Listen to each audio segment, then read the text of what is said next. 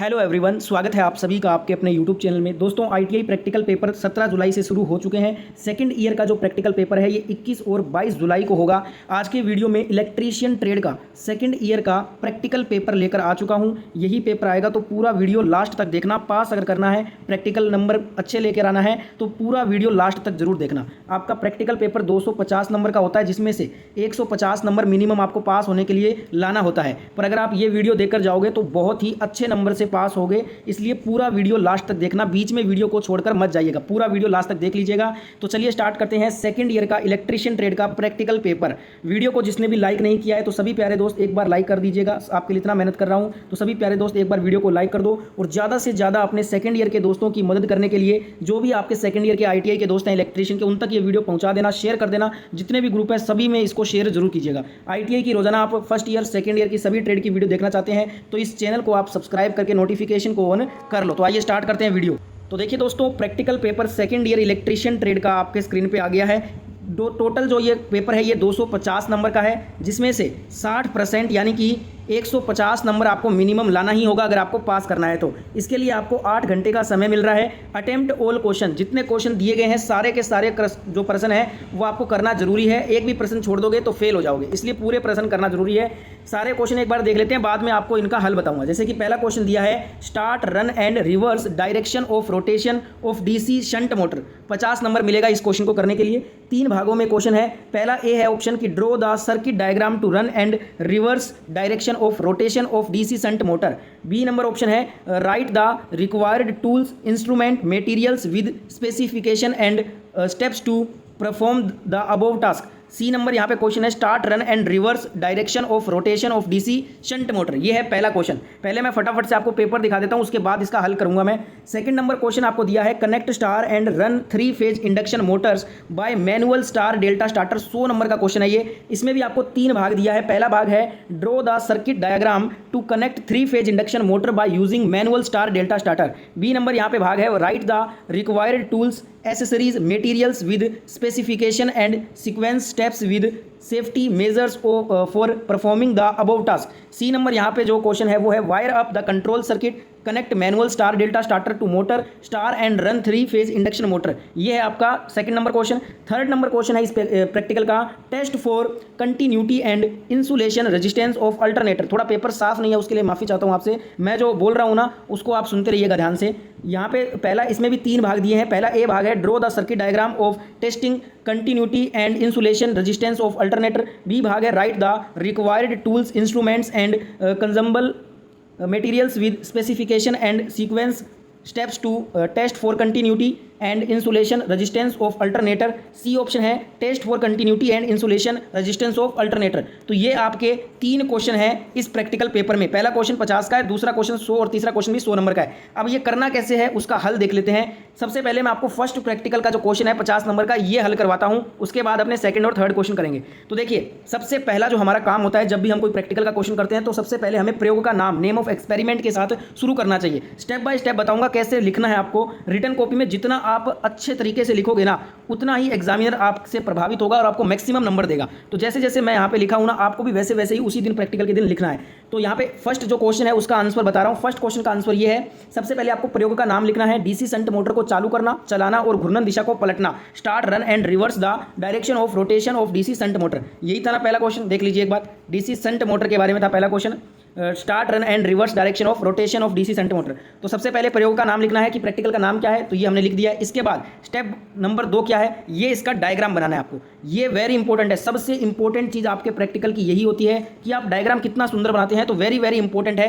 अगर आप डायग्राम अच्छे से बना दोगे ना, तो एग्जामिनर बाकी कुछ नहीं देखेगा, डायग्राम देख के ही आपको बहुत ज़्यादा मार्क्स दे देगा। इसलिए ये डायग्राम आपको बहुत सुंदर और साफ तरीके से बनाना है, पेंसिल को छीलकर, जिससे कि साफ दिखाई दे। ज़्यादा इरेजर का यूज़ मत कीजिएगा डायग्राम में। तो ये हमारा डीसी शंट मोटर का जो है ना वो आपका डायग्राम है। इसका स्क्रीनशॉट ले लीजिए या फिर नोटबुक में आप इसको बना लीजिए। इसके बाद जो बी नंबर भाग था वो क्या कह रहा था कि आपको उपकरण यंत्र सामग्री, जो टूल्स इंस्ट्रूमेंट मटेरियल यूज़ हुआ है इस प्रयोग करने के लिए, उन सभी का नाम लिखना है। तो हमारा ये बी नंबर भाग था, उपकरण, यंत्र और सामग्री के लिए। तो एक तरफ आपको इसी प्रकार से लिखना है, जो आपको शीट मिलेगी ना प्रैक्टिकल को लिखने के लिए, उसमें आपको ये लाइनें यहाँ पे ड्रॉ कर लेनी है स्केल से। एक तरफ आपको क्रम संख्या लिखना है, फिर नाम लिखना है मटेरियल का और विवरण देना है, ये कितना क्षमता इसका कितना है, ठीक है। तो अगर आप इसी तरीके से लिखोगे तब आपको बहुत अच्छे नंबर मिल जाएंगे। तो देखिए यहाँ पे क्रम संख्या 1 में डीसी शंट मोटर लिया है हमने 220 वोल्ट 1 एचपी का।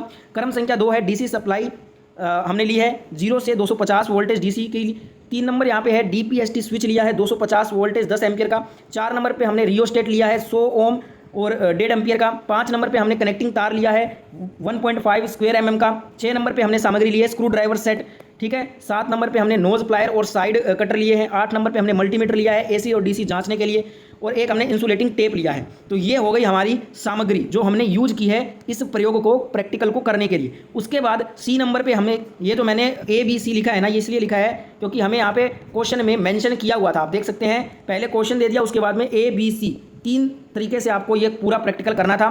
तो A और B तो मैंने आपको बता दिया है। अब यहाँ पे बचता क्या है, सी में हमें इसकी प्रक्रिया लिखनी है कि ये प्रैक्टिकल होगा कैसे। तो सी में स्टेप 1 आप स्टेप बाय स्टेप लिखना, जैसे आप स्टेप 1 हो जाएगा, स्टेप 2, स्टेप 3 ऐसे लिखोगे तो एग्जामिनर बहुत प्रभावित होगा आपसे और मैक्सिमम मार्क्स आपको मिलेंगे। स्टेप 1 में प्रारंभिक की तैयारी करेंगे हम। मुख्य सप्लाई को सबसे पहले बंद करना होता है, कोई भी प्रैक्टिकल आप करते हो तो। 2 नंबर पे मोटर के सभी टर्मिनल को पहचाने, A1 A2 armature, F1 F2 field, ये पहचानना है। स्टेप यहाँ पे 2 है सामान्य संचालन हेतु वायरिंग करना है, जैसे कि F1 और F2 को रियोस्टेट के माध्यम से डीसी सप्लाई में जोड़ना है। A1 और A2 को डीसी सप्लाई से सीधे जोड़ें। डीपीएसटी स्विच को सर्किट में रखें ताकि मुख्य सप्लाई कंट्रोल हो सके। आप इस डायग्राम को भी देख सकते हैं, डायग्राम में ये जो बताया है उसी तरीके से मैं आपको बता रहा हूँ। देख सकते हैं आप F1 F2 को शंट फील्ड से जोड़ा, A1 A2 को ये आर्मेचर है, यहाँ पे डीसी वोल्टेज सप्लाई दिया है, उसी प्रकार से ये आपको बता रहा है यहाँ पे।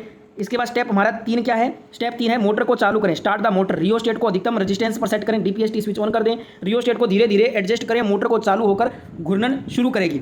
यहाँ पे रियोस्टेट, जब आपका रियोस्टेट को धीरे धीरे एडजस्ट करेंगे ना तो मोटर चालू होकर घूर्णन शुरू कर देगी। स्टेप 4 क्या है, मोटर को चलाना, रन द मोटर। वोल्टेज और करंट की निगरानी करें, किसी सामान्य ध्वनि, कंपन या गर्मी की जांच करें, ठीक है। इसके बाद हमारा स्टेप 5 है दिशा बदलना, रिवर्स डायरेक्शन करना है। मोटर को बंद करें और सप्लाई ऑफ करें, फिर इनमें से कोई एक बदलाव करें। A1 A2 की कनेक्शन उलट दें या फिर F1 या F2 की कनेक्शन उलट दें, क्योंकि हमें यहाँ पे डायरेक्शन क्या करना है, उसका दिशा चेंज करना है, ठीक है। इसलिए हमें या तो आर्मेचर के या फिर फील्ड के, दोनों में से किसी एक के कनेक्शन चेंज कर उलट देंगे तो उसकी डायरेक्शन भी चेंज हो जाएगी। ये आपने थ्योरी में पढ़ा होगा। इसके बाद में वेरी इंपॉर्टेंट यहाँ पे प्रैक्टिकल की चीज़ आती है, लास्ट में आपको प्रिकॉशन, सावधानियाँ लिखनी होती है। अगर आप ये नहीं लिखोगे तो नंबर आपके काट लिए जाएंगे। कोई भी प्रैक्टिकल करोगे तो उसकी सावधानियाँ आपको बतानी होंगी, जैसे कि सभी कनेक्शन करने से पहले सप्लाई बंद रखें, फील्ड वाइंडिंग के साथ शॉर्ट सर्किट न हो इसका ध्यान रखें, दिशा बदलते समय सप्लाई अवश्य ऑफ रखें, ओवरलोड या ओवर करंट से मोटर को बचाएं, ठीक है दोस्तों। अब इसके बाद हमारा जो लास्ट में लिखना होता है हमें परिणाम, रिजल्ट क्या आया, पॉजिटिव आया, हमने जो किया वो सफल हुआ या नहीं हुआ, तो वो हमें परिणाम लिखना जरूरी है। डीसी शंट मोटर को सफलतापूर्वक चालू किया, चलाया गया और उसकी घूर्णन दिशा को उल्टा किया गया, तो ये हमारा परिणाम था। इसके लिए हमने ये प्रैक्टिकल किया था। तो फर्स्ट नंबर क्वेश्चन हमारा कंप्लीट हो गया। अगर ऐसे क्वेश्चन कर दोगे आप तो 50 नंबर का क्वेश्चन है ना, आपको आराम से 45 प्लस नंबर यहाँ पे मिल जाएगा, ठीक है। उसके बाद हमारा second number question, connect the star and run 3 phase induction motor bye manual star delta starter, 100 number का क्वेश्चन है और 3 ABC में पूरा आपको कंप्लीट करना है क्वेश्चन। तो सेकंड नंबर क्वेश्चन भी स्टार्ट करेंगे। सबसे पहले आपको प्रयोग का नाम लिखना है, नेम ऑफ एक्सपेरिमेंट। तो हमारे इस प्रैक्टिकल का नाम है मैनुअल स्टार डेल्टा स्टार्टर द्वारा 3 फेज प्रेरण मोटर को जोड़ना, चालू करना और चलाना। Connect star and run 3 phase induction motor bye manual star delta starter, ये है हमारा प्रयोग का नाम। जैसे जैसे मैं लिख रहा हूँ आपको भी बिल्कुल ऐसे ही लिखना है प्रैक्टिकल शीट पे, जिससे कि आपको ज़्यादा से ज़्यादा नंबर मिल सकें। इसके बाद में ए पॉइंट में था परिपथ चित्र, सर्किट का डायग्राम बनाना था, तो आपको सर्किट का ये वाला डायग्राम बनाना है। इस प्रैक्टिकल में देख लीजिए, ये डायग्राम आपको बनाना है जैसे यहाँ पे मैंने बनाया है, बिल्कुल आपको ऐसे ही बनाना है। ये इसका स्क्रीनशॉट ले लो या फिर इसको अपनी नोटबुक में इसको अभी बना लो, बहुत ज़्यादा आपको याद रहेगा बाद में। बी नंबर यहाँ पे कहा गया था आवश्यक उपकरण, सहायक वस्तुएं एवं प्रक्रिया, required tools, accessories, material, steps and safety, ये बताना था। तो मैंने आपको कहा था कि प्रैक्टिकल में आपको जो जो उपकरण यूज हो रहे हैं उसको करने के लिए मटेरियल लग रहा है जो भी, उसका आपको लिखना है और सारणी बनाकर लिखना है। ऐसे ही क्रम संख्या, वस्तु, विवरण, ऐसे लिखोगे तो नंबर ज़्यादा मिलेंगे। तो 1 नंबर क्रम संख्या में हमारी वस्तु है 3 फेज इंडक्शन मोटर लिया है हमने, और ये लिया है 440 वोल्ट 5 HP का। इसके बाद मैनुअल स्टार डेल्टा स्टार्टर लिया है 440 वोल्ट 10 एम्पियर का। इसके बाद 3 नंबर पे 3 फेज सप्लाई ली है 440 वोल्टेज की।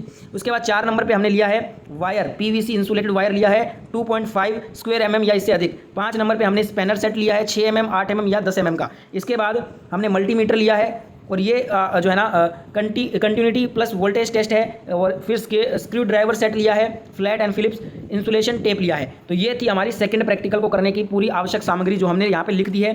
इसके बाद इसकी प्रक्रिया शुरू होगी कि कैसे ये प्रैक्टिकल हम करेंगे। तो प्रक्रिया में सबसे पहले स्टेप 1 लिखेंगे, प्रारंभिक तैयारी कीजिए, मुख्य सप्लाई को सबसे पहले बंद करना है। फिर मोटर टर्मिनल्स बॉक्स खोलें और सभी 6 terminal U1, V1, W1, U2, V2, W2 इसको पहचानें।